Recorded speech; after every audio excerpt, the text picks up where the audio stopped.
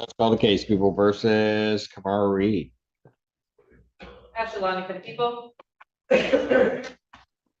Morning again, Your Honor. Dan Guerin on behalf of Kamara Reed. She's stepping forward.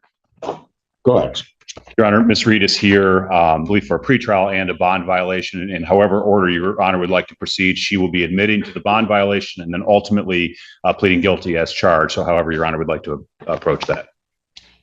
Well, she's admitting to the violation. She is, Your Honor. All right. Is that correct, ma'am? Yes.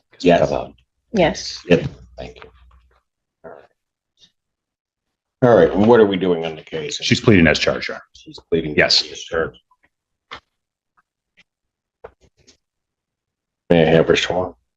Raise your right hand. You solemnly swear to affirm the testimony you're about to give will be the truth, the whole truth, and nothing but the truth, so help you God. Yes. State your name. Kamara Reed. All right. Ms. Reed, it is this court's understanding that you are going to be pleading guilty to the charge of operating while intoxicated. Is that correct? Yes. That is a misdemeanor punishable by up to 93 days in jail, $500 fine plus court costs. Understand that? Yes. The court could also order any community service or rebuild. 93 days in jail, $500 fine, and that's just for the misdemeanor. Imagine the stakes if this were a felony. Here's a legal twist. Most first-time OWI offenders don't actually serve the max time, but the judge can still drop that hammer if they see fit. Would you risk rolling those dice? Now, you understand that by pleading guilty, you will not have a trial of any kind. Yes. You signed an advice of rights form. She didn't, Your Honor, because she's in custody. I could have her do that now, or we could do that verbally, however you prefer. Okay. You recall signing an advice of rights form, ma'am? Yes. Any questions regarding any of those rights? No. You'll see on the podium, I need you to look at paragraph 5. Those are your rights which are part of a trial. You understand that by pleading guilty, you'll be giving up those rights as well as all the rights on that file. Yes. You understand you're giving up your right to appeal of right. Yes. Are you on probation or parole? No. Has anybody promised you anything other than what's been stated here today to get you to plead? No. Anybody threaten you or coerce you? No. You're doing this voluntarily Yes. of your own free will Yes. and because you believe that you are indeed guilty of this offense? Yes. November 27, 2024, location of Carpenter near Chester Drive in Pittsfield Township, Washtenaw County, State of Michigan. Were you operating a motor vehicle? Yes. Prior to operating that motor vehicle, did you consume intoxicating? Yes. What did you have and how much? I had a couple of seltzers. Seltzers? All right. Were you stopped by the police or was there an accident? I was stopped by the police. Why'd they stop you? My lights were off. All right. Were you ultimately arrested? Yes. Were you taken to the station? Yes. Was there a blood draw or a blood test? Both. Blood draw? Yes. All right. What were the results of that blood draw? I would stipulate for the plea, it was a .09 blood test. You have any reason to dispute those blood test results? No. No? All right. I do have to advise you that if I do accept your plea, if you commit misconduct between the time of my acceptance of the plea and the time of sentencing, that any evaluation or sentence agreement, the court would not be bound by. You understand that? Yes. I also would have to indicate that if you do commit misconduct during that period, you would also not be entitled to withdraw your plea. You understand that? Yes. Counsel, I guess the first question is, have there been any promises, threats, or other inducements which have led to this plea which have not been stated on the record? No, Your Honor. No, Your Honor. And has the court complied with the court rule, and would it be proper to accept this defendant's plea? Your Honor, I would say for the record, just so it's clear, the stop happened just after midnight. So the stop for no headlights, I think, is a valid stop. I think they would stipulate that it was dark outside. I don't. Other than that, I'm satisfied. We're satisfied as well, Your Honor. All right. Court will accept the defendant's plea of guilty to this charge. Defendant is referred to Von Swartz for an alcohol screening and assessment and the victim's impact panel. Sentencing in this matter will be July 9th, 2025. At what time? 9 a.m. All right. Either as to bond, but as to the violation. For the violation first, Your Honor, my client would waive her right to a hearing and be prepared to admit to drinking and ready to do that this morning. All right. And that is correct, ma'am? Yes. You're waiving your right to a hearing? Yes. And you do admit have you seen the violation report, ma'am? No. Okay, your counsel went through it with you, however. Yes. All right. And that there were on June 13th, 2025, that you were drinking. Yes. Very good.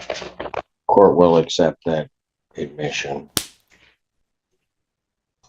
How long have you been in? Turned herself in yesterday morning. Is that, what time is it? 8 a.m. 8 a.m. yesterday morning. All right. How old are you, young man? 20, How old are you? 21. Where were you drinking? Um,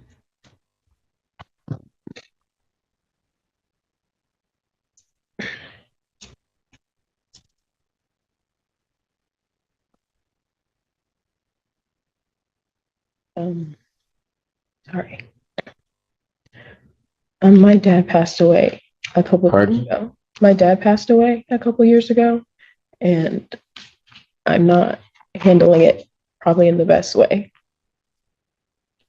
This is one of those rare court moments where the legal proceedings pause and we get raw. Human vulnerability. The defendant's grief over her father's passing isn't just backstory.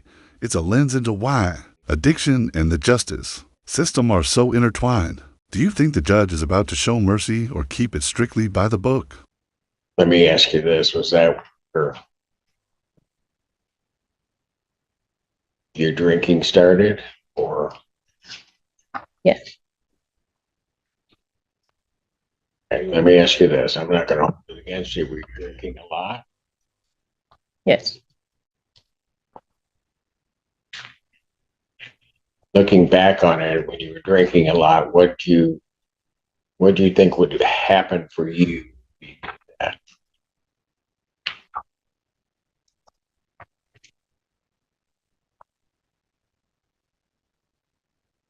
Probably don't know how to answer that question. I mean, Yeah. That's a tough question, isn't it? Suffice it to say, young lady, it would kind of make you forget and have the pain go away a little bit, right? Yeah. Okay. So, are you in school? Yes. I'm Pardon? supposed to go back next semester. Did you finish up this semester? No. What happened? Um, I stopped attending my classes, so I had to withdraw. Where were you in school? It's my sophomore year, At what school? Eastern Michigan.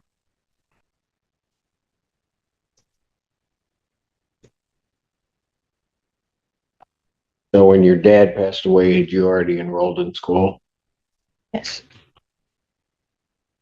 And you made it through how many semesters after that? 2, and then I took a gap year, and then I went back. Those 2 semesters that you took, how were your grades? They were pretty good. I think I had a 3.2, 3.5. Okay. You took the gap year, then you came back. How were your grades?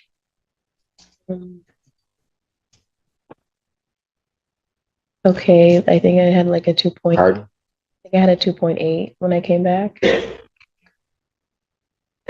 Where'd you graduate high school? Canton High School. Okay. Did you do well there?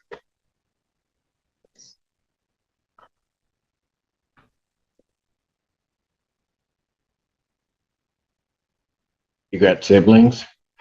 I have a twin brother. You have a twin brother. Yeah. Okay. What? So with mom in the corner of the courtroom. Mom's on? Oh, okay. All right. So what do you think I should do with you?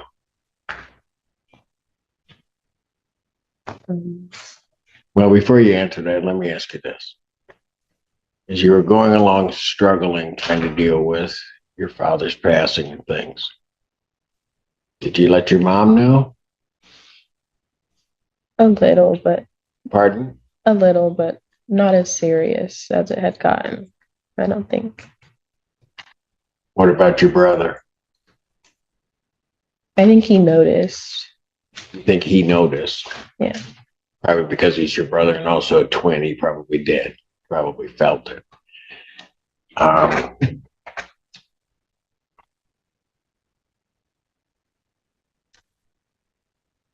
Did you reach out to anybody? I've been seeing a therapist weekly. You were? Yes. Okay, so how long have you been doing that? I was seeing one I've been seeing her for like 7 years, and then I've been seeing one who specializes in grief for the last 3 months, I think. Okay, so something that you started heading in that direction, dealing with her. Okay. How's that working for you? It's going okay. I think I've been thinking about seeing someone else. Pardon? I've been thinking about seeing someone else. I don't know if it's a good fit. Okay, so your therapist might not be fitting with you, right? Okay. All right. Now I'll get back to you. What do you think I ought to do with you?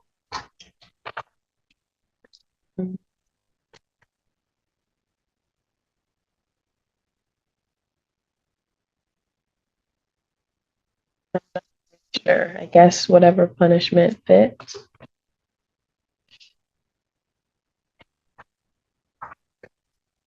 Give you a chance to prove you can stay sober. Yeah. A chance to prove I could stay sober, I think. You think you can? Yes. That wasn't real confident the way you said that. I want to, and I think that I can.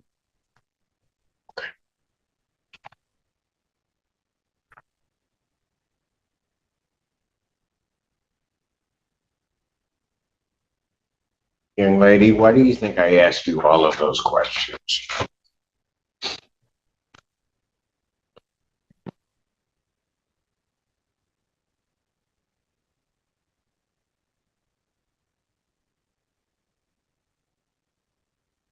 See why I did it, I guess.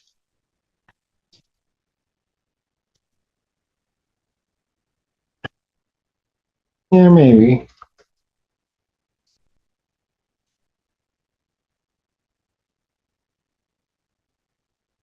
Here's the thing that you don't understand and are just beginning to kind of explore. Grief is a horrible thing in a lot of ways. It becomes real bad if you don't deal with it. It kind of just sits there, and then at some point, while you try to sort of bottle it up and push it down, it somehow or another just all of a sudden begins to explode. Right? And then at some point, because you're not dealing with it, you're kind of out of control. And then it becomes harder. At the beginning, you probably could have told somebody, but by that time, you don't tell anybody because it becomes hard to explain. Right? And it becomes real difficult to, no matter how close somebody is, even talk to anybody because you don't know if they're going to listen or they're going to take time to listen. And the reality of all of that is what you want is you just want that hurt and other things to disappear. Right? Were you close to your dad? Yeah. Something's going to...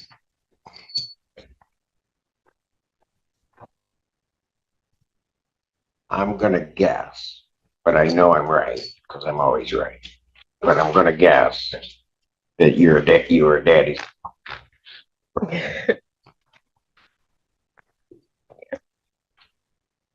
right. look, more than anything, and I'm going to tell you, I don't always talk about myself, but I'm going to tell you why I asked the question. Here I sit all these years later. I lost my dad when I was 16. So when I'm asking you those questions about grief, I get it. Okay. I'm going to let you know that if you find a way to kind of deal with it, you're going to make it through it. Okay.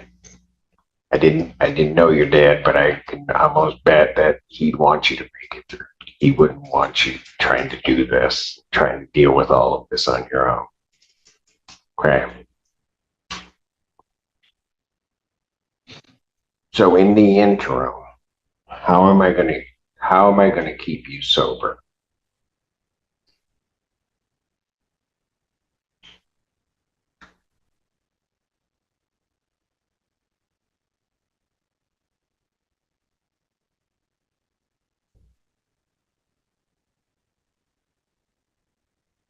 You. Young lady, there's just right now, and partially because of the age you are, partially because of what you've been dealing with, a lot of things in life are real confusing right now, right? You're not sure the next step that you're taking, what direction that's going to head or what you're going to do, right? Okay, here's a suggestion I'm going to make to you. I want you to take whatever steps you're taking slow. I'm watching your mother over there. She's goosenecking trying to look over Miss Pilara's head, but your brother has been right all up in it. Okay. What that tells me is you got a family out there that'll just love you, they'll support you. And if you hadn't told them, probably after today, they'll sit for whatever time and just listen to you. Okay. And as you let it pour out to them, and I'm going to tell you, it's going to come out wrong. It's going to come out crazy. You may think yourselves crazy as it's coming out, but just. And there it is. No extended jail time, but a scram tether and an order to get back to school. This is classic judicial balance, accountability with a push toward rehabilitation. Question for you, do you think this compassionate approach actually reduces repeat offenses, or is it too soft for deterrence? Keep you incarcerated at all. All right. So I'm going to sentence you on that violation of 2 days in jail, credit 2 days use. I'm going to let you go. I am going to, however, order that you report over to the Department of Community Corrections. We're going to put a scram tether on you. Okay? You got that? Yes. All right. You are going back to school in the fall.